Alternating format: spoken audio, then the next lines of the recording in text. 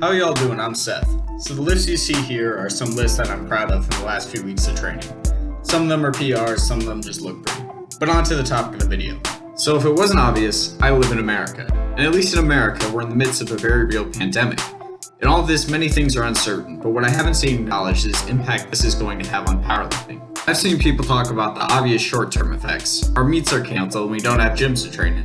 But the long-term effects of the economic shift this is causing are just as real, although maybe not as obvious. It's widely agreed that the coronavirus is at the least going to slow our economic growth. Some believe it's actually a turning point to a recession for us. While the impacts on our daily lives of this are vast and complicated, let's look at how it'll affect what this channel is about: powerlifting.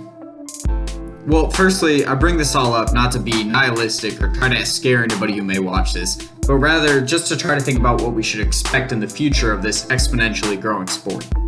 Now, something that we know about whatever economic slowdown will occur is that everybody in general is going to want to spend less on recreation. That obviously means the everyday person in general is going to want to spend less on powerlifting. Maybe they don't spend that monthly membership to their local hardcore gym. They stop buying their $40 pre-workout, or they don't make the jump to pay for their next meet. Consider all of that when thinking about our situation.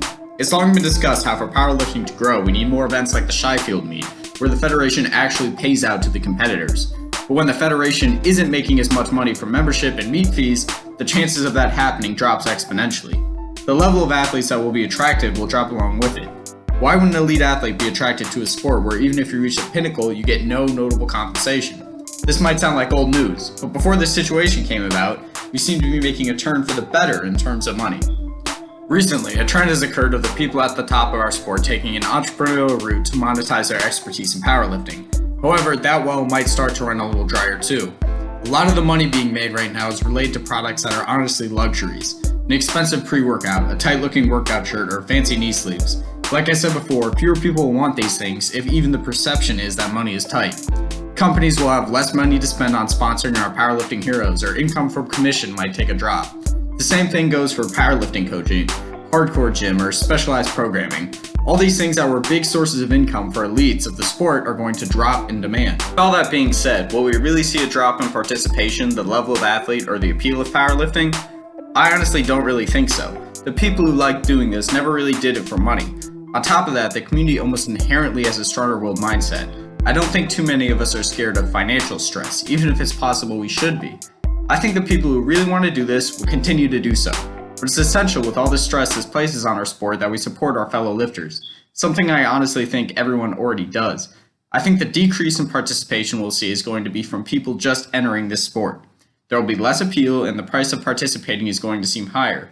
However, even then, there are counterpoints to that. People inherently like strength. It's part of our nature. Getting stronger or being the strongest in our group is just cool. So what's the most accessible strength sport, financially and technically? I'd put it between 4 practices: Olympic weightlifting, strongman, CrossFit if one considers it a strength sport, and powerlifting. Of all those, I would argue powerlifting is the most accessible. The only sport you need less equipment for is Olympic weightlifting, and that is a highly technical and intimidating venture. It's not exactly easy to get the hang of. With powerlifting, there is definitely lots to learn, but the basics are much simpler than anything else: squat, bench, and deadlift. While arguably less technically intimidating than the ollie lifts, the implements and equipment of CrossFit and strongman build up to a pretty penny, something that has always limited the growth of these sports. In powerlifting, a rack, bench, barbell, and some weight plates is all you really need.